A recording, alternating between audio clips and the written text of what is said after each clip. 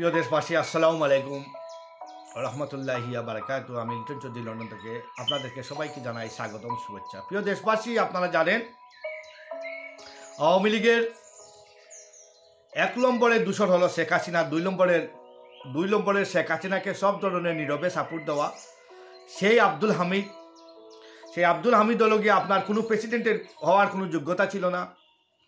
তারপরেও সে প্রেসিডেন্ট হয়েছে একমাত্র শেখ হাসিনার তুষামুদ। শেখ হাসিনাকে মানে এমনভাবে তুষামুদ করতো। আর ভারতের দালাল ছিল এই আব্দুল হামিদ।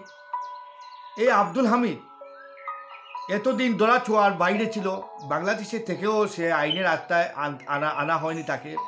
কেন? 2 নম্বর হলো গিয়ে এই আব্দুল হামিদ বাংলাদেশের যে ক্ষতি করেছে আপনারা সবাই জানেন।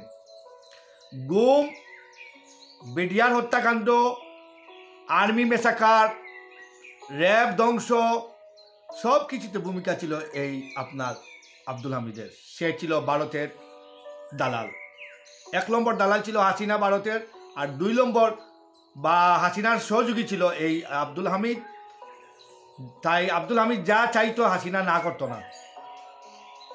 এর একটা উদাহরণ আপনাদেরকে আমি দিতে চাই, যে তার বাড়ির যে রাস্তা করেছে আব্দুল হামিদ, সেই বাড়ির রাস্তা জীবনেও কেউ করতে পারতো না, হাসিনা করে দিয়েছে। কত টাকা এখানে ক্ষতি হয়েছে বাংলাদেশের আপনারা জানেন। এবং বাংলাদেশের এই রাস্তা করার কারণে বাংলাদেশের যে ক্ষতি হয়েছে সেটা আপনারা জীবনে পুষিয়ে দিতে পারবেন না।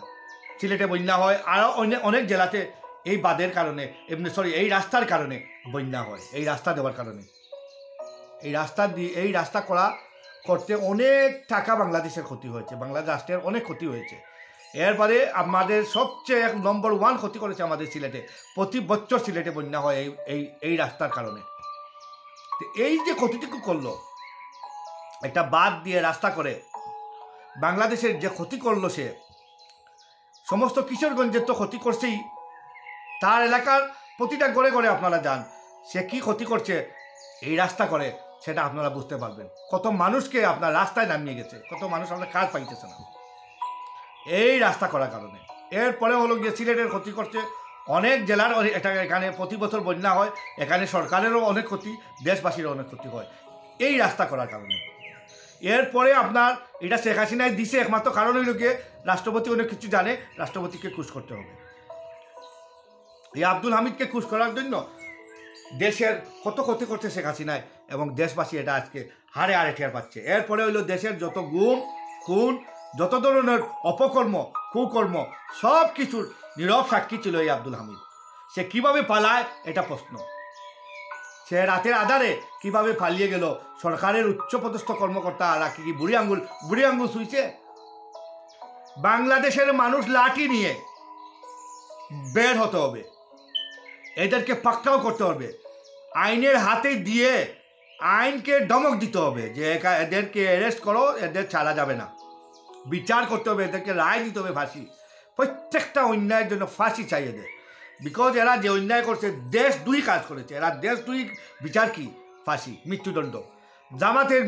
জামাতে কি দেশ 2 কাজ করেছেনি? জামাতে দেশ 2 তারা যে রাজাকার বলে তাদেরকে ফাঁসি দিতে পারত।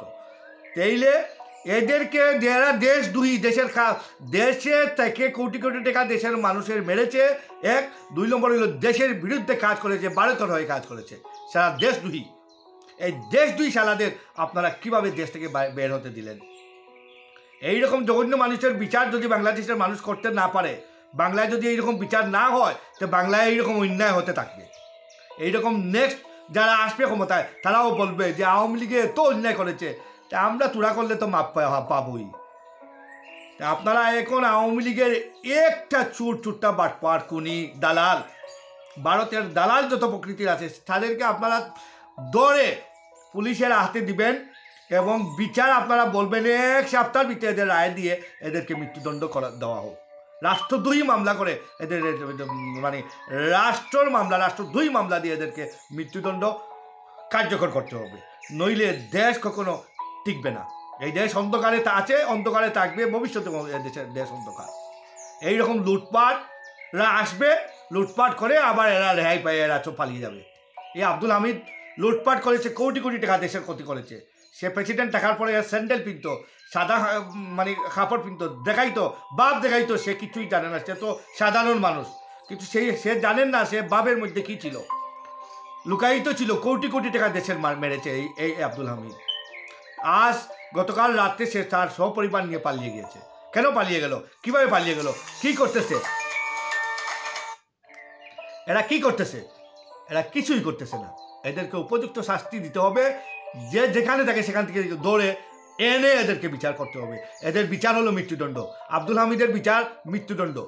এদের বিচার না করলে দেশ কখনো, আপনার দেশের মানুষ কখনো যে কাউকে মাফ করবে না। এবং এটা একান্তই দরকার। দেশ এবং স্বাধীনতা সার্বভৌমত্ব ঠিক রাখতে হবে।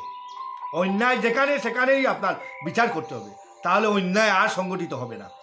এইরকম যদি লোক মার্ডার করলো, দেশের সম্পত্তি ধ্বংস করলো, দেশকে আপনার আরেক দেশের হাতে তুলে দেওয়ার জন্য পর্যায়ক্রমে কাজ করলো, এরা যদি দেশ থেকে বেঁচে যায়, তাই এর মানে হলো এই দেশ হলো বঙ্গুর রাষ্ট্র।